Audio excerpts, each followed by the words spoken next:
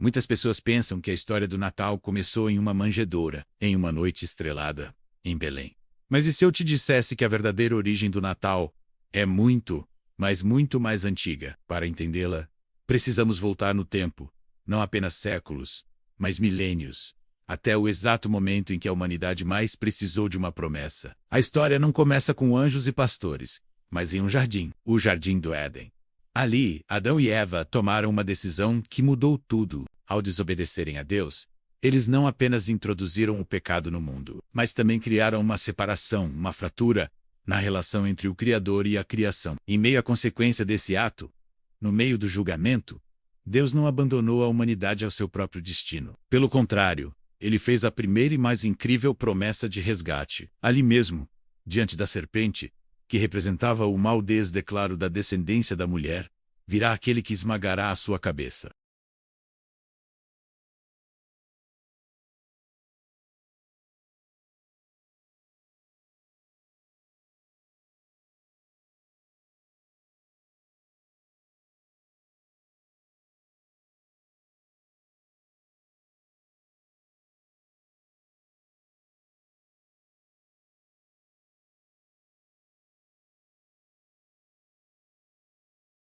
Isaías, 700 anos antes do nascimento de Jesus, declarou que uma virgem conceberia e daria à luz um filho, e o seu nome seria Emanuel, que significa Deus conosco. O profeta Miqueias foi ainda mais específico, apontando para uma pequena e insignificante cidade, Belém.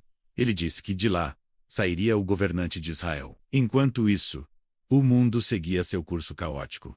Reinos se ergueram e caíram. Impérios como o babilônico, o persa e o grego dominaram o cenário mundial, cada um deixando sua marca. Guerras foram travadas, culturas se misturaram, e a humanidade continuou a lutar com as mesmas dores e anseios. A promessa, no entanto, permanecia firme, como uma âncora em meio à tempestade da história.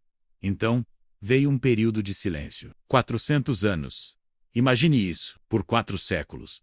Não houve uma nova palavra profética registrada. O céu parecia emudecido. Para o povo de Israel, que vivia sob o domínio opressor do Império Romano, parecia que Deus os havia esquecido. A esperança estava se esvaindo. As orações pareciam não ser ouvidas. Mas o silêncio de Deus nunca significa sua ausência. Ele estava, na verdade, preparando o palco. Cada evento histórico, cada movimento político estava sendo orquestrado para o momento perfeito. E então, no auge dessa escuridão, a luz começou a brilhar da forma mais inesperada. Deus não falou a reis ou a sumos sacerdotes. Ele enviou o anjo Gabriel a uma jovem simples, de uma cidade desprezada chamada Nazaré. O nome dela era Maria. Ela não era da realeza, não tinha posses, mas tinha um coração puro. A mensagem que ela recebeu era impossível aos olhos humanos. Ela, uma virgem, conceberia pelo poder do Espírito Santo e daria à luz o Filho de Deus. A confusão e o medo de Maria foram logo transformados em fé e submissão.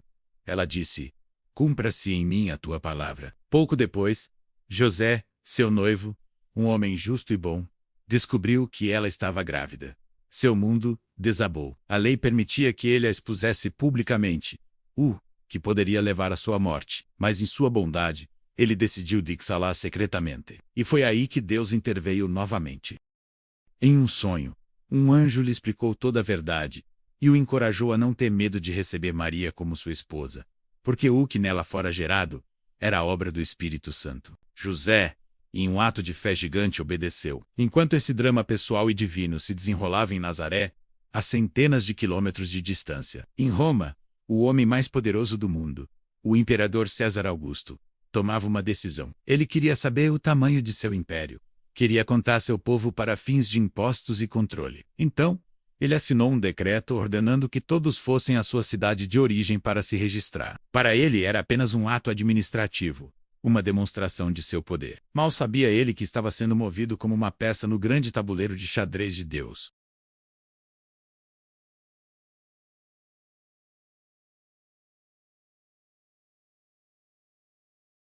A cidade de Davi, Belém. A mesma cidade que o profeta Miqueias havia anunciado séculos antes. A viagem era longa e difícil, especialmente para Maria, que estava nos últimos dias de sua gravidez. Eles viajaram cansados, sem recursos, sem conforto, apenas com a fé de que Deus estava com eles. Quando finalmente chegaram a Belém, encontraram uma cidade lotada. O censo havia atraído pessoas de toda parte. Não havia lugar para eles nas hospedarias. Todas as portas se fecharam. Tente imaginar o desespero de José, procurando um lugar para sua esposa, que estava prestes a dar à luz. O único abrigo que encontraram foi um lugar destinado a animais.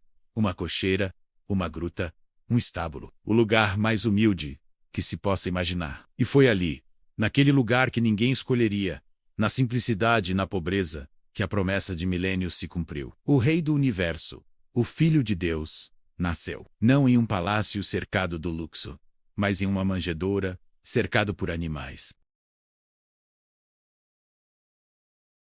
Deus entrou na história humana da forma mais humilde possível, identificando-se com os esquecidos, os pobres e os marginalizados. Mas se a terra estava em silêncio, os céus não se calaram. Naquela mesma noite, nos campos perto de Belém, alguns pastores, pessoas simples e muitas vezes desprezadas pela sociedade, estavam cuidando de seus rebanhos. De repente, uma luz gloriosa rasgou a escuridão da noite. Um anjo do Senhor apareceu, e a glória de Deus os envolveu. Eles ficaram apavorados, mas o anjo disse: "Não tenham medo, trago para vocês boas notícias de grande alegria, que são para todo o povo.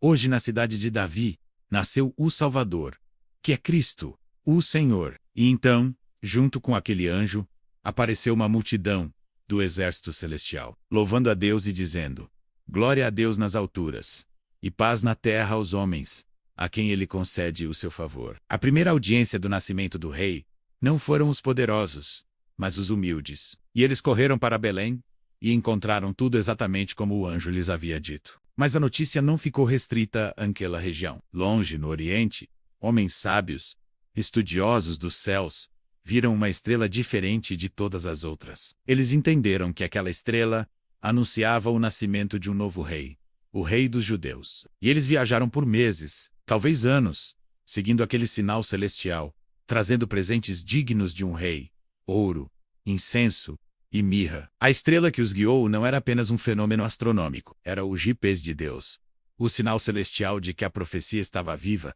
e se cumprindo diante dos olhos do mundo. Veja bem, o Natal não é apenas a celebração de um aniversário, não é sobre uma tradição, sobre árvores ou presentes, é sobre a maior operação de resgate da história. É sobre Deus, em seu infinito amor, vendo o mundo perdido na escuridão e decidindo Ele mesmo entrar na nossa realidade para nos salvar. A luz invadiu um mundo que já tinha se acostumado a viver nas sombras. O Natal é a prova de que a promessa feita no Éden nunca foi esquecida. E o mais incrível é que a história não termina na manjedoura. Aquele bebê, Jesus, cresceu, ensinou, curou e, por fim, morreu numa cruz para pagar o preço dos nossos pecados, cumprindo a missão para a qual ele veio. Ele ressuscitou ao terceiro dia, vencendo a morte e esmagando de vez a cabeça da serpente, como havia sido prometido. O nascimento de Jesus não aponta apenas para o passado, aponta também para o futuro. Assim como ele veio uma primeira vez, de forma humilde e silenciosa, a Bíblia nos garante que ele virá uma segunda vez. Mas desta vez, não como um bebê indefeso, mas como Rei dos Reis e Senhor dos Senhores, em toda a sua glória e poder, para julgar o mundo e estabelecer o seu reino eterno. O Natal é a prova irrefutável de que Deus cumpre o que promete. Cada detalhe, desde a cidade até a descendência, foi perfeitamente cumprido na primeira vinda de Jesus. E se ele foi tão fiel em cumprir cada palavra sobre sua primeira vinda, podemos ter a certeza absoluta de que ele será igualmente fiel em cumprir sua promessa de voltar. Então, neste Natal, quando você vir as luzes e as decorações, lembre-se da verdadeira história. Lembre-se da promessa feita em um jardim, do silêncio que preparou o caminho, do sim de uma jovem corajosa, da fé de um homem justo e do nascimento humilde, que mudou o universo para sempre. O Natal é a esperança que nasceu em Belém. E essa esperança está mais viva do que nunca. Ele veio uma vez e ele voltará. Essa é a verdadeira alegria do Natal. Obrigado por assistir. Se esta mensagem tocou seu coração, compartilhe este vídeo com alguém que precisa ouvir sobre a verdadeira esperança do Natal. E não se esqueça de se inscrever no canal para mais conteúdos como este. Um feliz e abençoado Natal para você e sua família.